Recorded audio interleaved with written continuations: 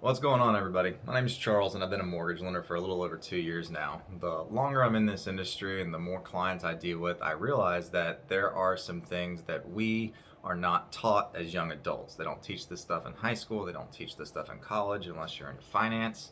And it's very valuable information that we should know at a young age. It has to do with credit and loans and financing and everyone, we might hear about credit when we're younger. My dad was in finance and he always told me not to mess my credit up, but I never really understood what it was or what it was doing or how much one missed payment can affect it or what the difference between a 680 and a 720 is in terms of money and loans.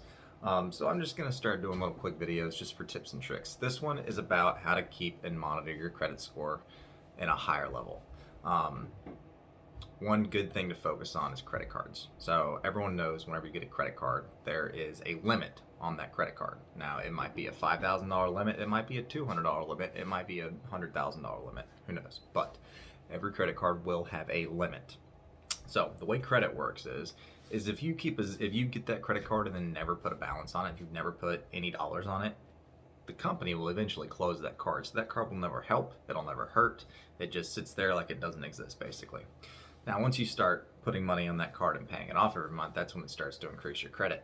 However, we like to call this the 20% rule.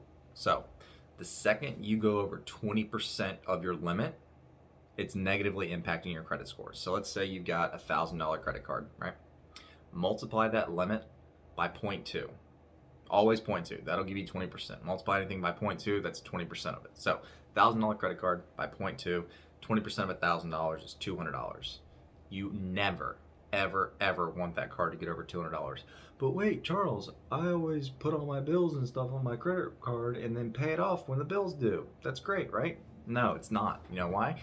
Let's say you've got that $1,000 credit card. Let's say you put $970 on it this month and the bill's due on the 15th and you pay it off completely down to zero. Cool.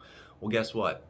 That credit card company reported to the credit bureaus on the 12th, and they reported that you had a $950 balance on a $1,000 credit card. That's a 95% usage, and your credit score just tanked. Even though you paid it off when the bill was due, the fact that when that credit card reported to the credit agencies you had over 20%, it is tanking your credit score. So, no, you don't want to max your credit card out and then pay it when the bill's due, because they always report before your bill's due. So you need to figure out what 20% of your limit is and never, ever, ever put that card over 20%. Keep it between 20% and $1. Again, because if you have zero on it, it's not helping, it's not hurting. So always keep a very small balance on it.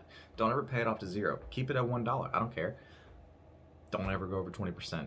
It's the best thing you can do with a credit card.